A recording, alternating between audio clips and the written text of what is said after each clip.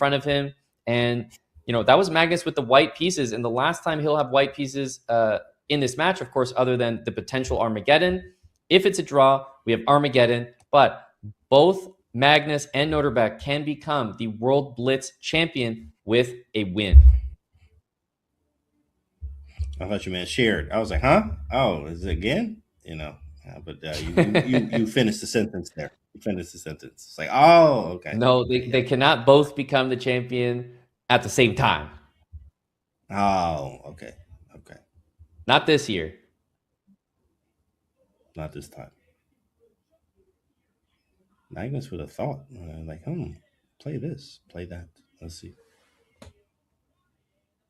They have Armageddon in place to ensure that we will not see any sharing, not this time around. But hey, remains to be seen, right? Don't count anything out in this competition, but that's the way it looks right now, as Armageddon, perhaps for the first time, and we haven't seen it. We've been talking about it the entire event.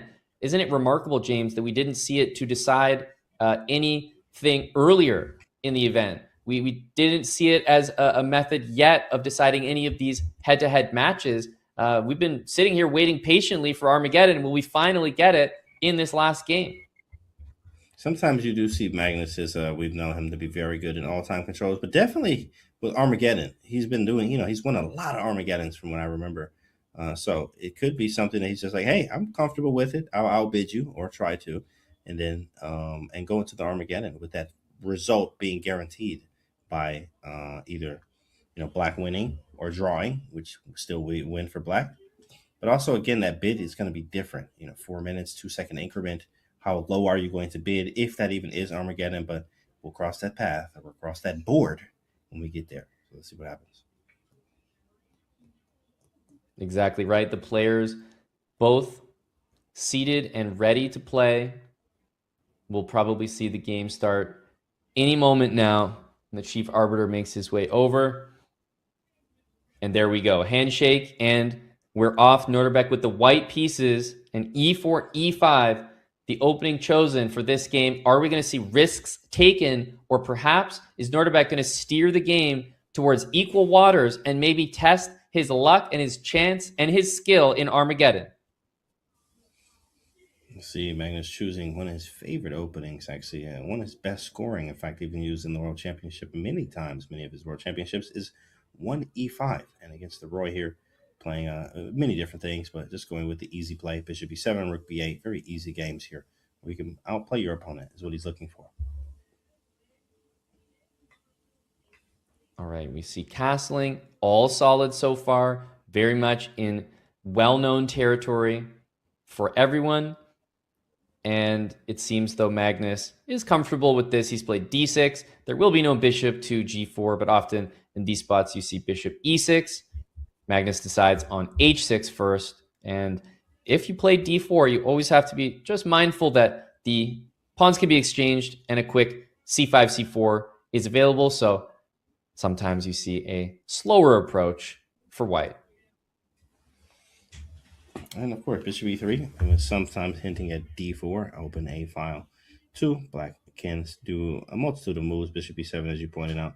Bishop E6. Bishop E7 actually hangs B5 at this point, so maybe he'll go. Oh, and we have a move, Rook E8, sometimes going and intending for bishop F8. Yeah, the move D4, again, not always the move you want to go for. Common is knight D5, rook E1, but instead we see knight E2, a very familiar repositioning of the knight to G3 with C3 and potentially D4 after that. That all seems very likely now, and here's the exchange of bishops for Magnus as he plays bishop to E6 and recaptures with the rook.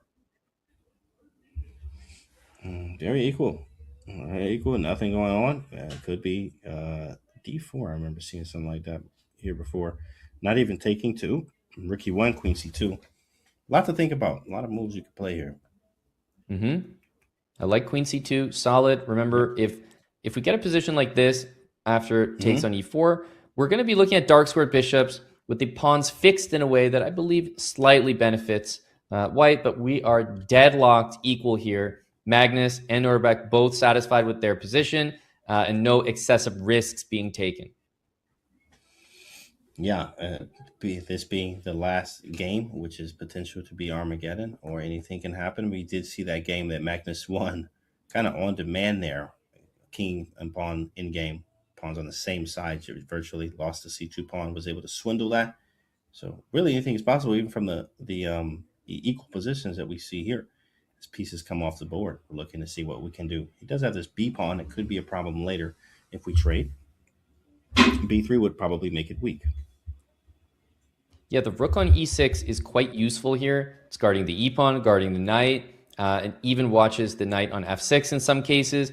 Black can play a future g6 to really prevent something like knight f5 from happening. But the rook is very useful, meaning after queen a4, you can react however you like. You can play pawn takes c3, and we do see that on the board. And will we see the knight reposition potentially to the g6 square to free up the c-pawn, and Magnus decides that he likes that maneuver. 97 over to g6, just like white has already done.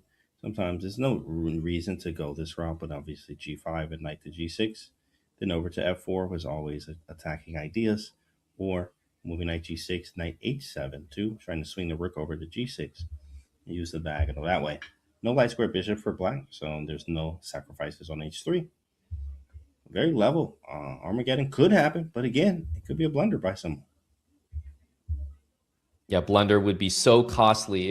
It would cost the entire championship right now. So you cannot afford that. This is looking like it's trending towards Armageddon.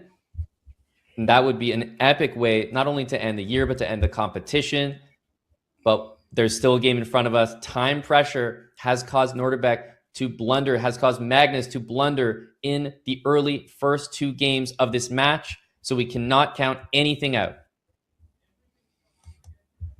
Okay, and move was rook b1, trade him off. Very equal. Nodirbek playing incredibly well. Take and take.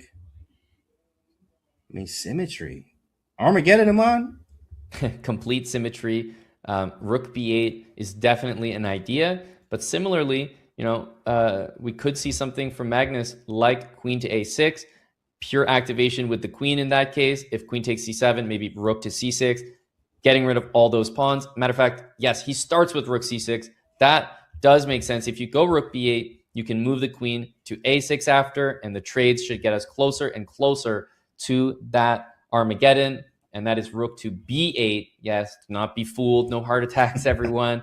Don't chat going crazy. Be fooled by the GGT there. Yeah, chat going crazy. What? Hey, look at the chat. Look at it. What? Oh, question mark. There is a camera live. Believe what you're looking at on the camera first. Oh man, that's funny. Yeah, rook b8 definitely is the only move. Or if he was going to move the rook, it was definitely not going to b6. Now, this knight on g6 is very important here. Magnus might need to play rook a6, and I point that move out as Magnus postures up here. If he doesn't play it, this position, I think Magnus is taking some risks here.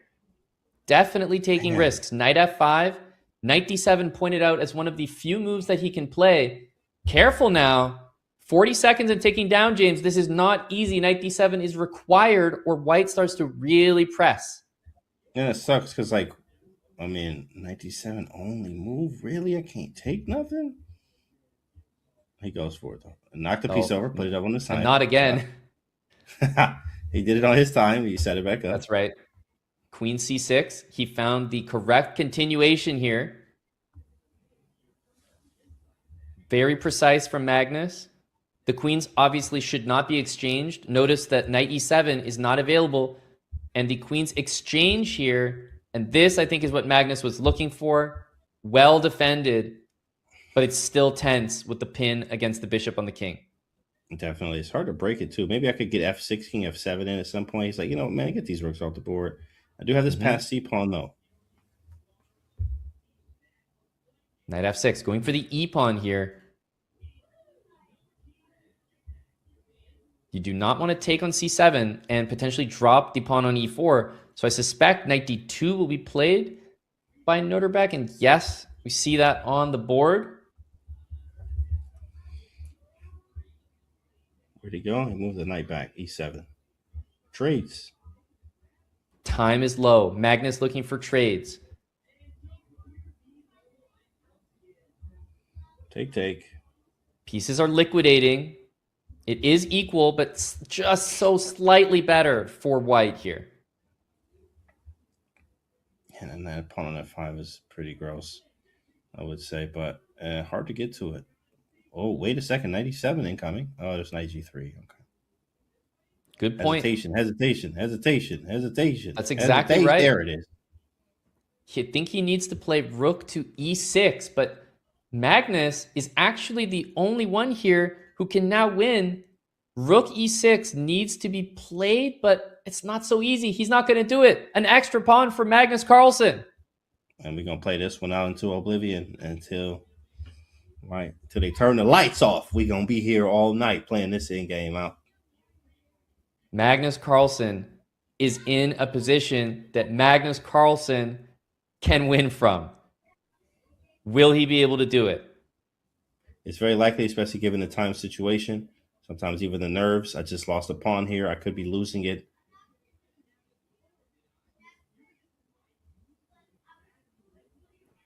This is where all the action is. Magnus is the only one who can win. We know that for sure. It's definitely not a winning position, but the pressure of the position and the moment can get to you. The king is coming in. The pieces are trading perhaps in a favorable way. If the bishop takes, the pawn might recapture. He doesn't want to trade. Bringing the king in is reminiscent of the king c2 game. Exactly right. The king is going all the way up the board. He's offered a trade of rooks. Will Nodirbek trust that he can capture this, or rook a6 on the board? Let's see. As long as he doesn't flag, he's in a good position. And the clock is so low here for Nodirbek. The pawns are all getting on light squares. It's a very good position for Magnus. I suspect the king will want to reposition to potentially the f5 square. Oh my goodness, e3. Oh my goodness, e3. What a move. That was an amazing nasty. shot. Bishop g3 wins. And Magnus takes the bishop, takes the pawn, walks the king over. He's the champ. Unbelievable. Wow. Let's go. And Magnus a wry smile. Grandmaster Magnus Carlsen wins. And he is the 2025 World Blitz champion.